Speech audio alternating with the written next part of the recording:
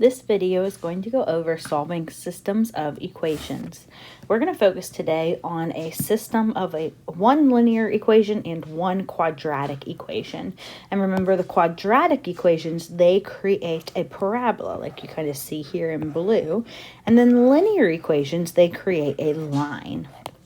Now, when we have one quadratic and one linear, there are three types of solutions we can have. And when we talk about solutions, we're looking for where these different equations are equal to each other. So in this first scenario here, we have this parabola pointing up on both sides, and then we have this linear function.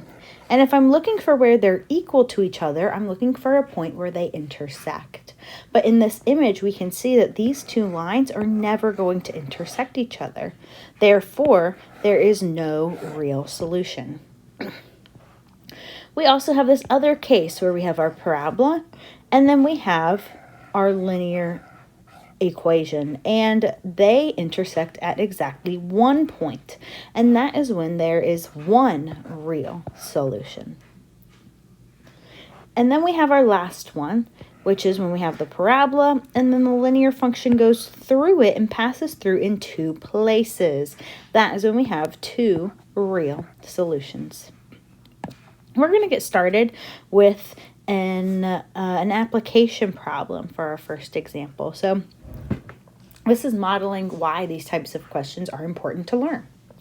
Example 1 says the revenue for a company that sells children's bikes is given by R of x equals 100x minus x squared, where x is the number of bikes sold. Just to pause for a second, just so you know, revenue is how much money you make from selling your product, in case you didn't know.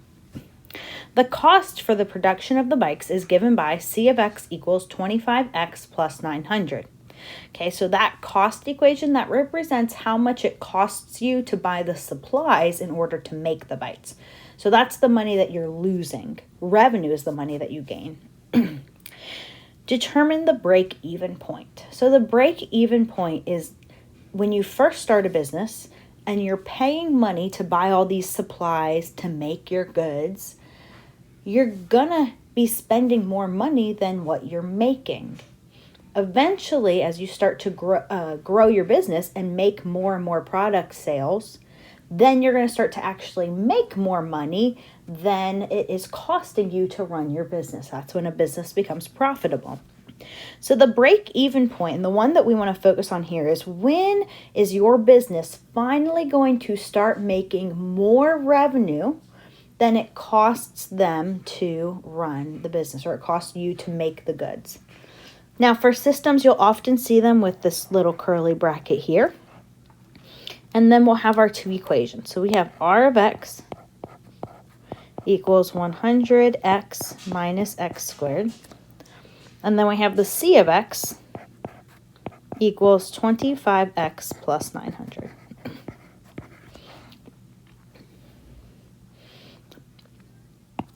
Now, if I'm looking for where the break-even point is, I'm trying to solve this system, and I want to do that by finding where they are equal to each other. So algebraically, that is where I would take the two equations and actually set them equal to each other.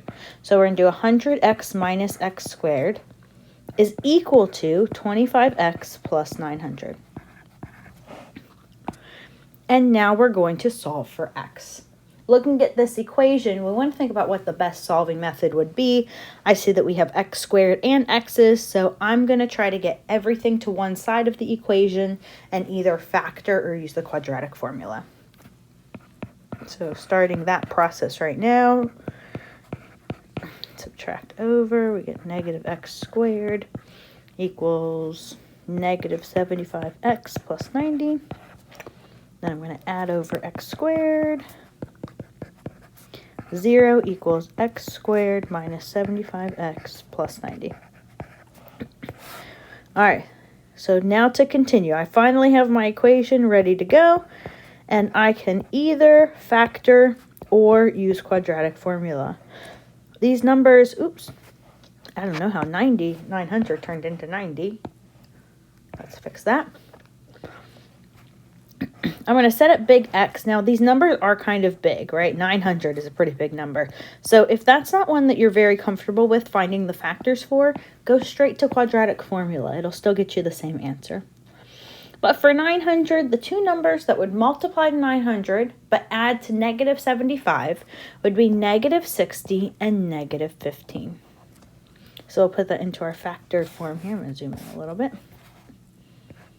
X minus 15 times x minus 60 equals 0. And now to solve them, x minus 15 equals 0 and x minus 60 equals 0. I get x equals 15 and x equals 60. So these are the two times where the equations will equal each other. But the first one is the first time that they will equal each other, and this one represents when finally the revenue will be greater than the cost, when your company becomes profitable. So in order to fully get our solution here, we don't want just x, we also want to find then y. So I need to find the y value that goes with this x value. I can do that by taking x and plugging it into either equation. You can actually pick because we know that both equations should have the same y value for this specific x. That's why this is our answer. So I'm going to plug in to, let's pick the one that's not a quadratic and just make our lives a little bit easier. So 25 times 15 plus 900. 25 times 15 is 375 plus 900 is 1,275. So at the ordered pair, 15, 1,275. I'm going to not put that other comma because that looked confusing. This represents the break-even point.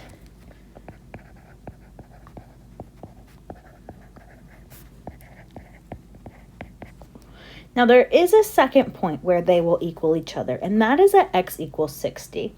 And maybe if the question were to go on and say, when will the revenue again be less than the cost it takes to make them? So sometimes it's pretty easy to make a lot of product, but sometimes when you make more and more product, it gets more and more expensive because you have to be able to make that product quickly. So eventually there will be another point where they're equal, and now your revenue might be less than the cost it takes to make them. That's what this point might represent. So we can still find the y value, though it's not necessarily the break-even point we wanted. It still could be an important point for another problem. So let's just go through finding it together. Why not? Again, I'm going to plug it into the easier equation. If I have a choice, might as well make the easy one. So I'll plug that in. 25 times 60 is 1,500 plus 900, and I get 2,400. So my other point here is 60, 2,400. Again, it's not our break-even point that we were focused on, but it is the other point where the two are equal. So in order to pick which point is your answer, you just need to think through the context of the problem. Now, it could also be really helpful to look at a picture of the graph. Right away, by looking at the graph, I can visually see the points where these two graphs intersect. And that would be right here and right here. And based off of this graph, I can tell at the very least that the x value for this point is, looks like they're going by 5s, 15. And I can tell that the x value at this point is 60. So those are the two x values that we found by factoring this equation. Then we needed to find the y values. Now on this specific graph, the y values are a little bit in between for the first one. The second one, I do get 2,400, which is what we got together. But 1,275 is somewhere in between over here. And we can't quite get it exact. So you could just take 15, plug it in, and find that value. Or if you happen to be on Desmos, remember when you click on the points, it does highlight both the X and Y. All right, let's try another. Well, actually, let me go back to this real quick just to give you a visual. The purple line, that is the equation, the quadratic. That is R squared. That's the revenue. Remember, revenue, that's plus. That's how much money you get. And then the blue line, that represents the cost, C of X. This is a negative money. That's how much you're losing. So you can also kind of visually tell the break-even point by following these graphs, because here's the cost. Nope, sorry, that's backwards. Here's the cost, the blue line, right? And the cost is above the revenue for this portion of the graph. But then at this point where they intersect, now the revenue, how much money you're making, is above the line for the cost. See down here, here's the cost. But then we hit another point where now the amount of money that we make, the revenue, is again less than the cost to make our product. So visually, again, we can also see that one being larger than the other on the graph by looking at which one is higher. Okay, sorry. Example 2. Let's get into this without any word problem. Let's just solve an equation, a system of equations. So we're going to solve the following system of equations. We've got y equals negative 2x plus 4, and then y equals 4x squared plus 2x plus 5. When you solve the system, step 1, set them equal. So we've got negative 2x plus 4 equals 4x squared plus 2x plus 5. All right, first step, I notice that there's both x squared and x's in this equation, so I want to get the equation equal to 0. So I'm going to add over the 2x.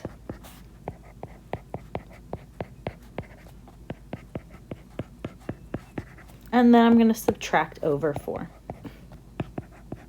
And I get 0 equals 4x squared plus 4x plus 1. Now from this step, I can try to factor. Remember, on top is a times c, so 4 times 1 is 4. b is on the bottom by itself. Two numbers that multiply to 4 but add to 4 would be 2 times 2 and 2 plus 2. We do, though, have to remember that because a was not 1, we need to divide by a on the sides. Simplifying this, 2 over 4 equals 1/2. And that's the same on both sides.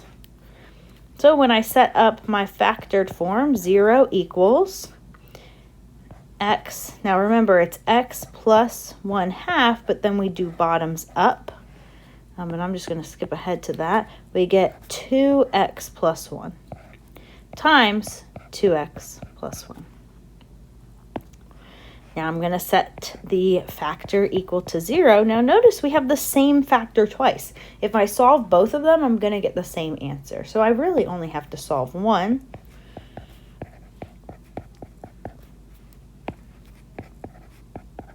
And I get x equals negative 1/2.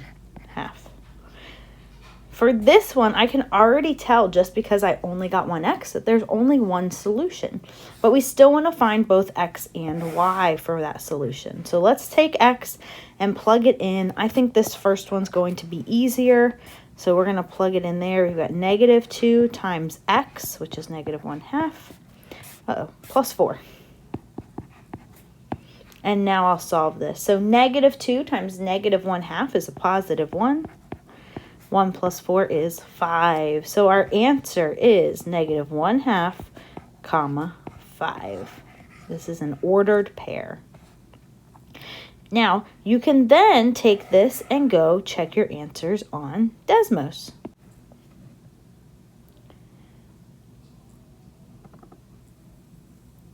All right, so we are going to go to Desmos here and type in, we had y equals negative 2x plus 4. And then our second equation was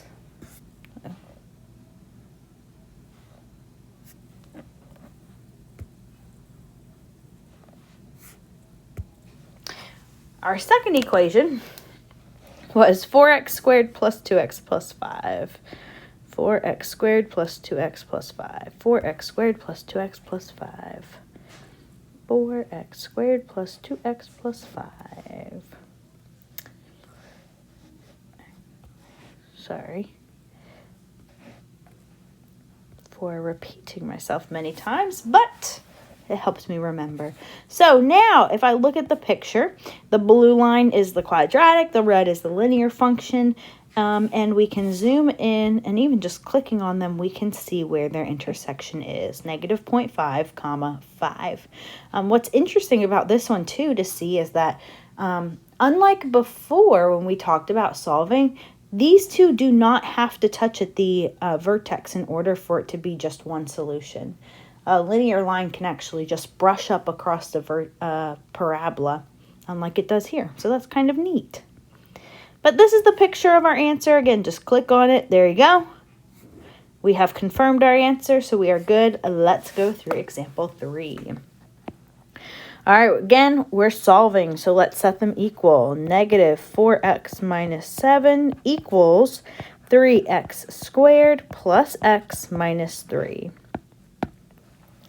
We're going to start by solving. I'm going to do this in one step now because we've done a few together. But if it does not help you to do it all in one step, if you want to do it all in separate steps, keep doing that. Don't feel pressure to skip steps if that is not you. Do what works for you. All right, now I've got it equal to 0. I can try to factor this one. So I'm going to do big X. 3 times 4 would be on top since that's A times C, so we get 12. And then B is on the bottom by itself. All right, two numbers that multiply to 12 but add to 5. So let's think. 1 and 12 don't add to 5. 2 and 6 don't add to 5. 3 and 4 do not add to 5. So this one, big X, does not work. So we've got to do the quadratic formula. For quadratic formula, we have A equals 3, B equals 5, and C equals 4. And we're going to plug in. So we got negative B plus or minus the square root of B squared minus 4AC all over 2A. And I'm ready to plug in.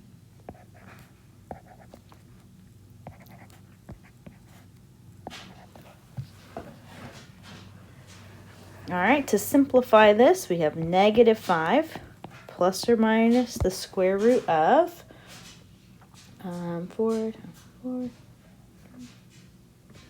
Under the radical, when you simplify that, we get to the square root of negative 23 over 2 times 3 is 6. Uh-oh.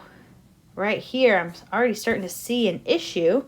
So if I were to continue to simplify this, we've got negative 5 plus or minus I radical 23 because of that negative over 6.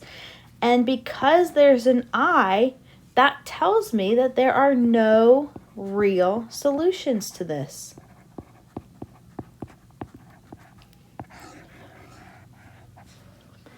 No real solutions to this system of equations. So we're going to go back to Desmos and check then that there are truly no real solutions. Let's see what it looks like when there are no real solutions of a system.